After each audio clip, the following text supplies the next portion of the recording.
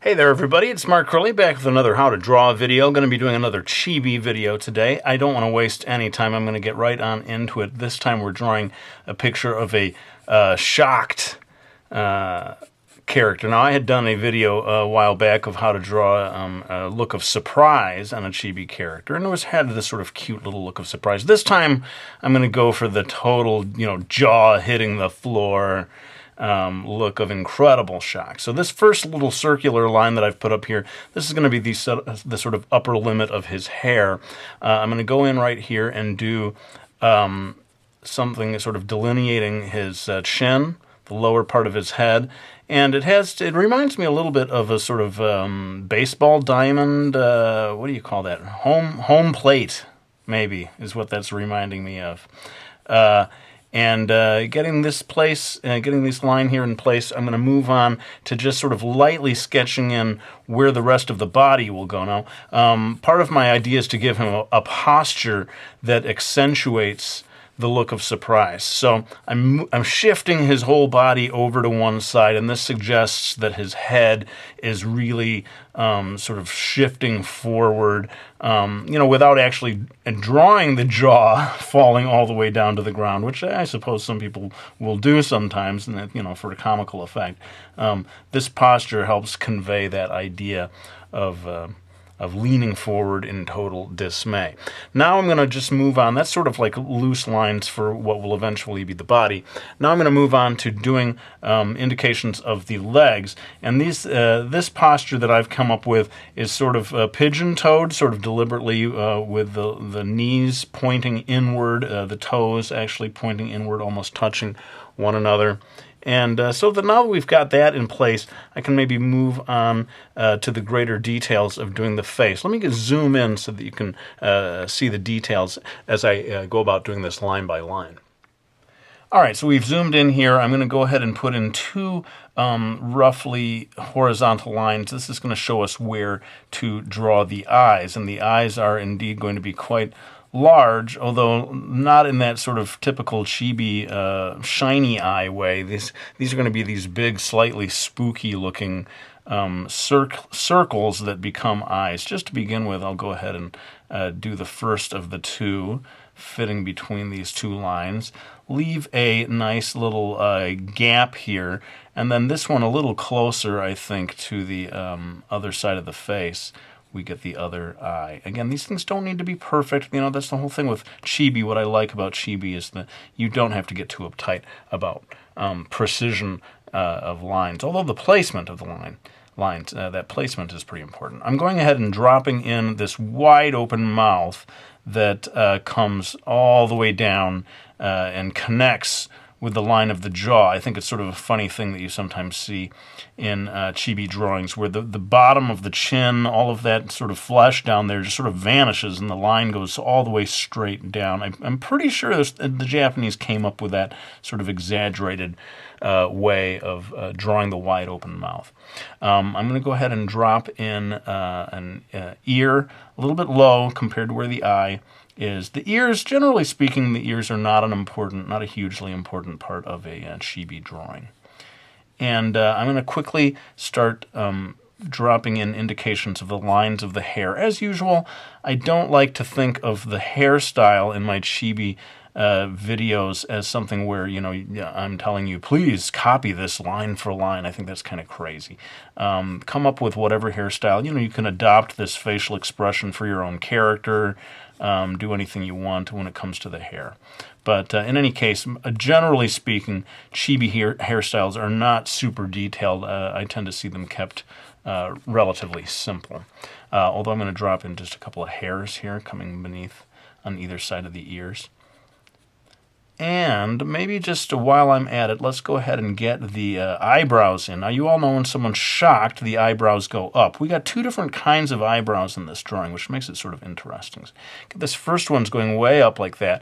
The second one, not quite so high up. It's almost looks a little bit like an angry eyebrow, not coming all the way in toward that circle. But the fun part for me is when we get right in here, I'm going to do one of these little zigzags here. At the end that sort of, I think, symbolizes the furrowing of the brow, those wrinkles that happen and that kind of gets to it. Now, the one last thing in terms of details here, when I eventually go in and darken these lines up, this whole thing is going to get fairly thick. So I'm just showing you the basic thickness of that. It is sort of interesting. There's no pupils. You're just seeing the exterior. And then sometimes you'll see about 3 lines dropped in down here. Kind of interesting as to what that symbolizes. For me, it always has this feeling of like the blood is draining out of your face or something like that. But somehow those extra lines help add to this look of complete and utter shock. I'm going to drop in just one more line here for the tongue deep inside the mouth. Later on, when I finalize these lines and do shading and so forth, we'll be getting into more with that. But let's just move on straight on to doing the body and the legs. Okay, so I definitely don't want to make this too much of a video about clothing choices. As I said, I sort of like the idea of people adapting this to their own characters. This guy, I've decided, you could see as I drew the background, that he's sort of going to be what they call a salaryman in Japan, the sort of office worker. And by the end of it, you will see that he's clearly seeing something that is totally causing his jaw to hit the floor at the office. I'm not going to tell you what it is. I'll let you guys tell me in the comments. I'm sure you'll come up with many interesting ideas for what it is that he sees that is producing this look of shock on his face. But so, like I said, I don't intend for everyone who follows this video to draw a guy wearing a suit. You should be able to theoretically put this facial expression onto any character, but my guy is sort of like an office worker, so I'm putting him in a suit. But the one thing that may apply, if you want to follow along with this, is in terms of the posture, is this idea of having the legs, or not the legs. Come on, Mark, you know the difference between the legs and the arms. The idea of having the arms, hanging straight down at his side. I experimented with different postures of like the elbows jutting out and so forth, and I found actually that a simple posture of just the hands flopping down at the sides was my preferred look for this guy in a total state of shock. What is it with me today? I can't pronounce anything. A tate of stock. In any case, we can move on now to the legs. I told you how we were going to do, and I am erasing here. I am erasing, people. Come on. And I'm going to go ahead and draw how I said the legs are pointing in towards each other, getting kind of knock-kneed. I think this goes a long way towards conveying that look of shock. And we get down here to the feet. I'm going to just do a simple line here for like the cuffs at the bottom of his suit pants. I think it's helpful sometimes to get just a little indication of wrinkles here on the sides of the pants. But again, I really never did intend for this video to be too much about the clothing. It's more about the facial expression. Speaking of which, I do believe it's time to pull back and get into the details of the face. Okay, so I have switched to my trusty black Prismacolor. I'm going to go ahead and in real time sort of do my inking process. We call it inking, though of course it's not real ink. It's just a black colored pencil. But I like using this rather than a pen. I feel like it gives me a softer line, which I like sometimes. Like, watch how I do this. When I do the hair, I can sort of let up on this, make it very delicate. And that way is when I go in to do the eyebrows, I can use a heavier, darker line, and that shows through the hair. That bugs some people. They're sort of like, you can't see people's eyebrows through their hair, can you? But certainly with a cartoony thing like this, you want to be able to see those eyebrows. It's such an important part of the expression. I'm going to do one more thing just for fun, kind of on the fly here. I like the idea of one strand of hair sort of popping up. It may sort of accentuate that feeling of shock. Boing! As his hair goes popping up off the top of his head. Hope I didn't scare anyone with my little boing there. Going in here, and this is kind of important, I think, to getting that chibi look. I'm not just doing a single stroke of the pencil on this eye, the outline of the eye. I'm trying to make it of a uniform thickness. I have seen this sort of technique in Chibi styles. To get that real look, there does need to be quite a sort of a thick border around the eye. Now, I know a lot of people have troubles with drawing circles, perfect circles. They get real hung up on that.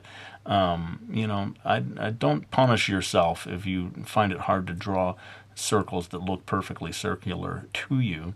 It's you know, it's challenging, and if you know, a lot of times artists will turn to they're almost like rulers. They have circles cut into them. Have you ever seen these? And they allow you to sort of trace around to create the circle. Those, you might invest in one of those. I've seen them in art stores.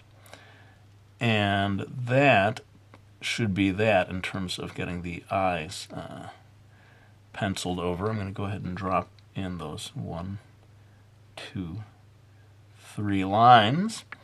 And we're ready to move on to the rest of this. I'm going to sort of ink that in, going over the bottom of the chin. See how it comes to a point? Not true of all Chibi characters, but I see it quite often. And it's funny how this mouth has a certain squarishness to it, although the edges are rounded.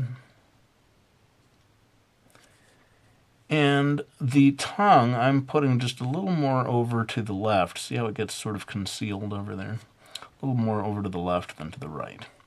Then I'm going to drop in this other ear, get those strands of hair in here. And I think it's time, in order to keep this video at a reasonable length, it's time to do the rest of the body in time-lapse. I'll pull back. Basically, you know, I'm going over lines that are already there. And I may just move right from there into the shading part of the video. So let's go ahead and adjust the camera so that I can move on to the next step.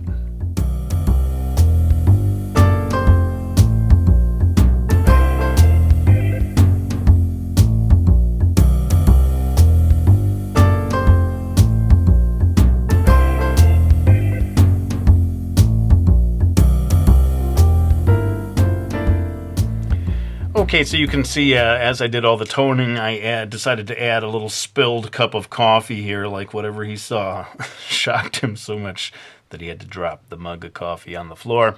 I look forward to hearing your theories as to what it is that this guy is looking at. Oh, you know, there's one more thing before I go. I'm going to do one more thing. You would not think that you could have a sound effect associated with total shock, but you kind of do have one in Japanese. I'm going to go ahead and add that, and I'll be right back to explain it. Okay, so you can see I added here in Japanese, all in katakana, gan. And don't ask me, how does gan refer to being totally shocked? But it somehow does. It's just that big sound effect, maybe kind of like how we go dun dun dun dun or whatever. So that's a nice little thing to add in there if you want to. Otherwise, sorry I sped through the shading as I usually do. I just don't like for these videos to go on and on and on. And I do feel that getting the basic structure is the main thing. I mean, some people, instead of coloring it in pencil, they may want to, you know, color it with markers or whatever, or do whatever they want with it. But I do look forward to hearing your explanations as to what it is that caused this moment of incredible shock for our poor office worker here. I do want to thank anyone who has supported me by getting one of my manga series. We got Miki Falls, we got Brody's Ghost. The third one on the way, people, should be in comic book stores very soon. I'll be telling you about that soon. Mastering Manga. Speaking of which, a lot of you have been asking about the contest that they're going to be doing. It is coming very soon indeed. Next Friday, we are going to be launching this contest. And just to give you a little heads up, it is going to involve texting. So if you have texting capabilities, and apparently even for international people, you will be able to take part in this contest. The winning person will get an actual piece of original art.